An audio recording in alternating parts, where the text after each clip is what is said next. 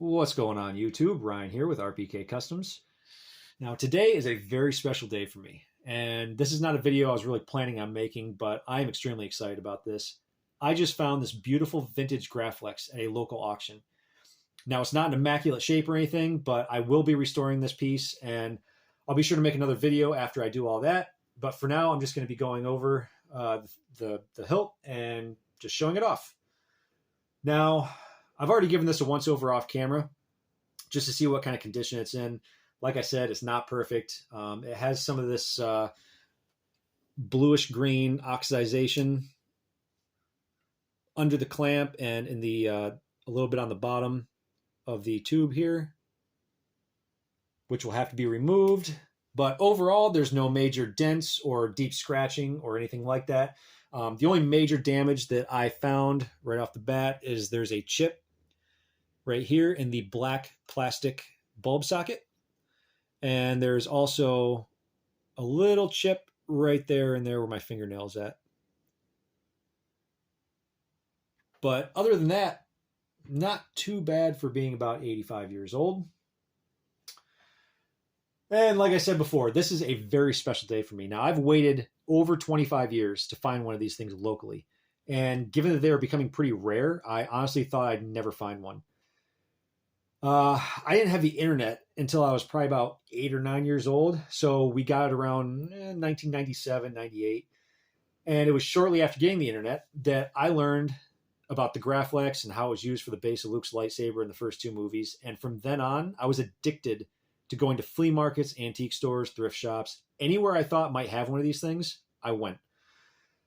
And of course, I could have just bought one on eBay or something like that. But I like the idea of finding one of these things in the wild. It always excited me.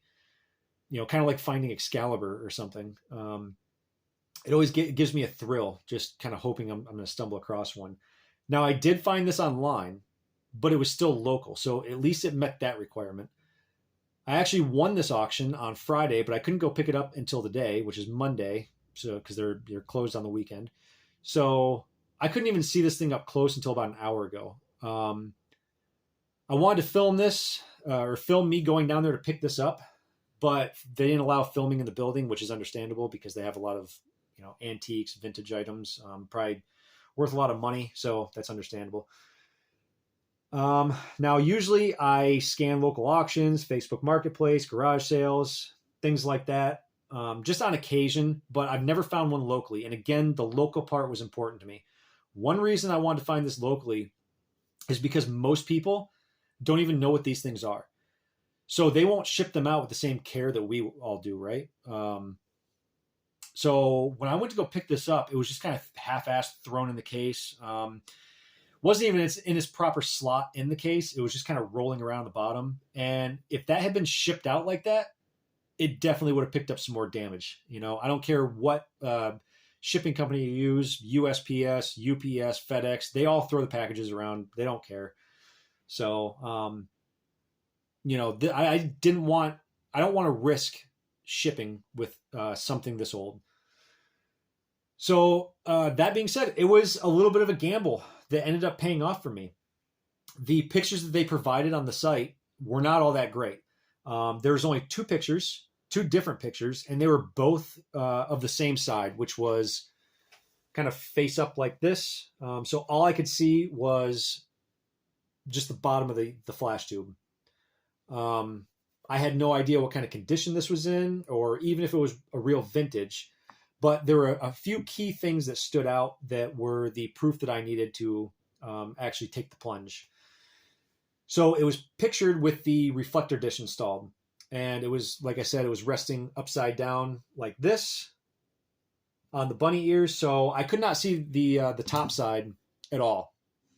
And again, these pictures were taken from a pretty good distance. So they were blurry. I tried to zoom in on the pictures and it just got blurrier.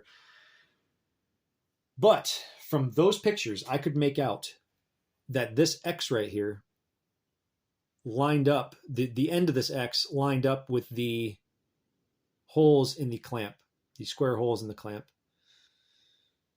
which is not the case on a replica. So this is a TGS replica. And you can see if you drew a line, a perfect line, straight up there, the X will overlap that line just a little bit. So these replicas are good, but not perfect.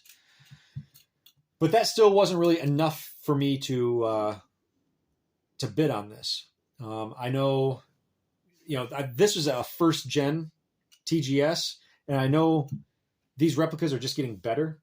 So, if it was a really blurry photo, so it could have just as well been, not lined up with the square holes.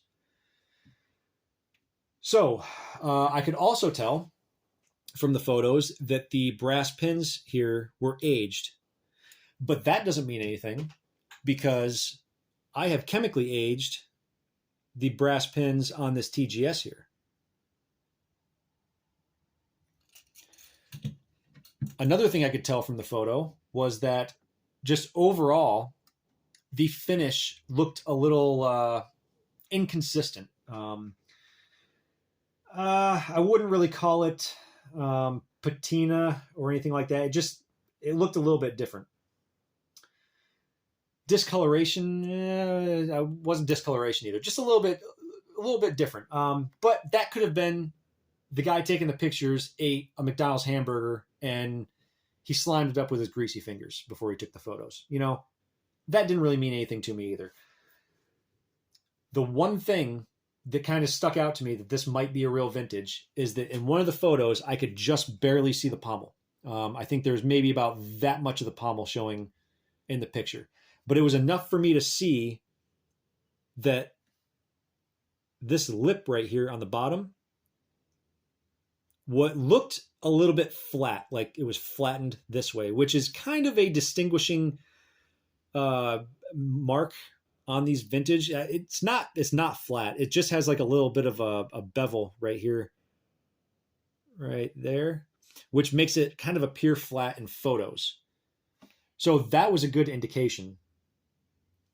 That alone still wasn't enough for me to take the risk.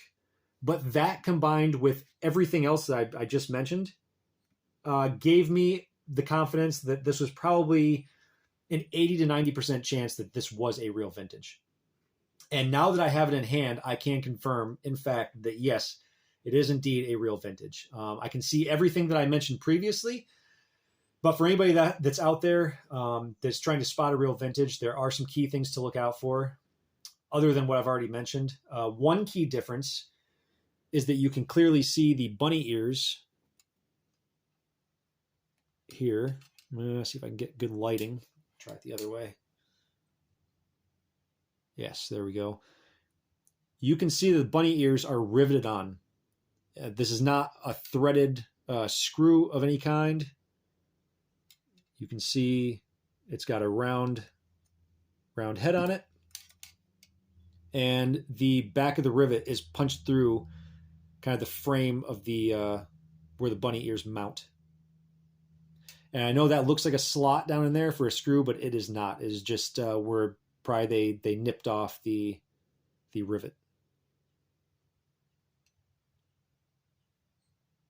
So another key tell, if you're trying to spot a vintage, is the A right here in the clamp, the letter A.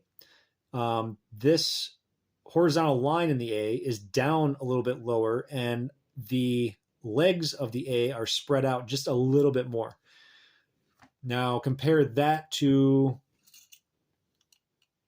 this TGS replica, and you can see the A just overall looks a little bit smaller. And you can also look at the E here, and you can see that the middle line of the E is up just a little bit higher. So this E is not symmetrical. It's not perfectly symmetrical anyway. See if I can get a close-up of that. It's kind of hard to tell. It's just very, very faint, but it is there. And compare that to the TGS. You can see the E on the TGS is symmetrical.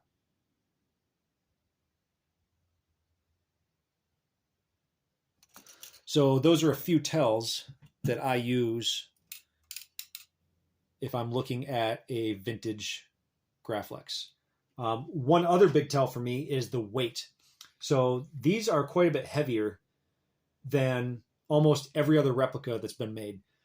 I've heard the Maker Prop Studios replica is pretty close in weight, but I've not held one of those, so I can't confirm that. I've held a Romans, a TGS, the older Parks 2.0s, 2.5s, and none of them come close to the way this vintage feels.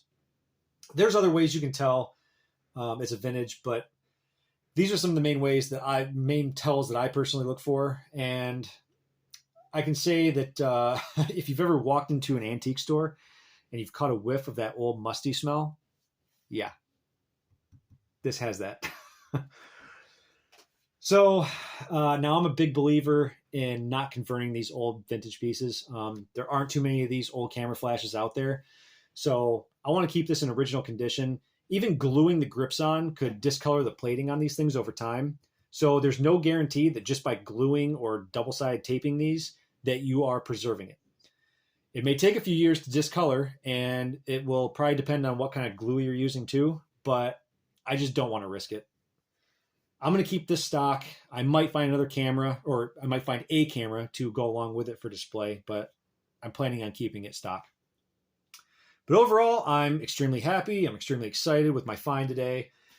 Like I said, I'll be rehabbing this, and after I get all cleaned up, I'll be sure to make another video, and I'll post some glam shots on my Facebook and Instagram. I've already posted some pictures on Graflex Addict Support Group on Facebook, so if you're a part of that group, go check those out.